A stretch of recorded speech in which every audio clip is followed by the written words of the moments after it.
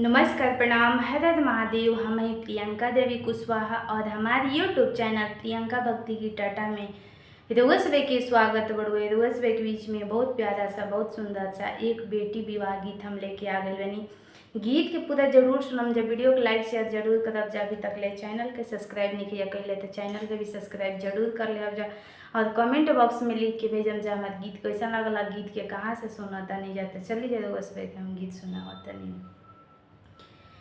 पापा चलले बड़ा घरा खोजे हो, आमा कहे क बात। चाचा चलले बड़ा घरा खोजे हो, चाची कहे क बात। खोजी हमें महाला पढ़ल लिखल दामाद।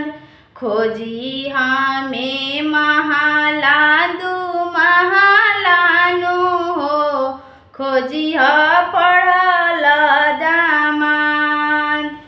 खोजता खोजता पापा थकी गईले हो, नाही मिलले दामाद। खोजता खोजता चाचा थकी गईले हो, नाही मिलले दामाद।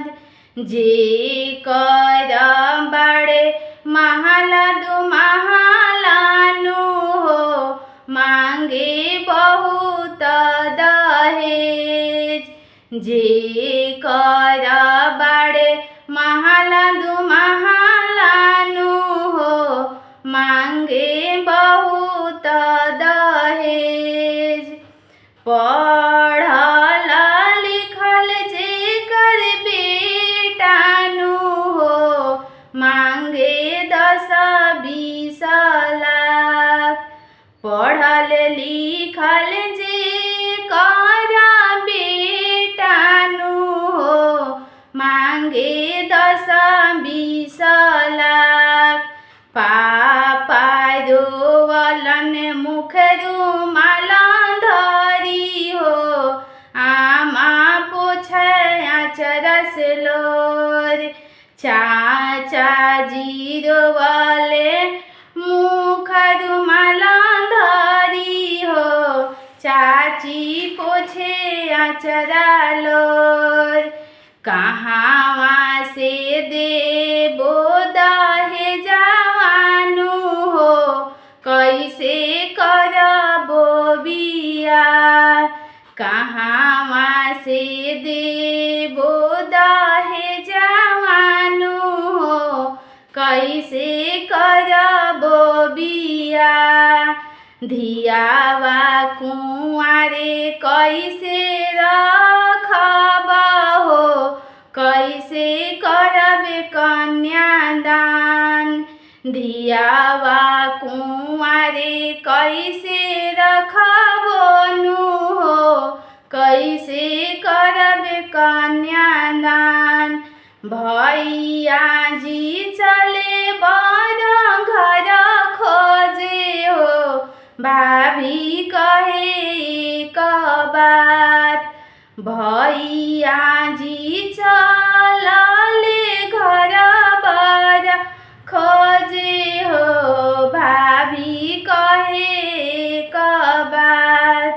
खोजी हमें महला दू महलानु हो, पढ़ल लिखल ननदोई। खोजी हमें महला दू महलानु हो, पढ़ल लिखल ननदोई। खोजता खोजता भैया थकी गईले हो, नाही मिलले बहनोई। खोजता खोजता भैया थकी गईले हो, नाही मिले बहनोई।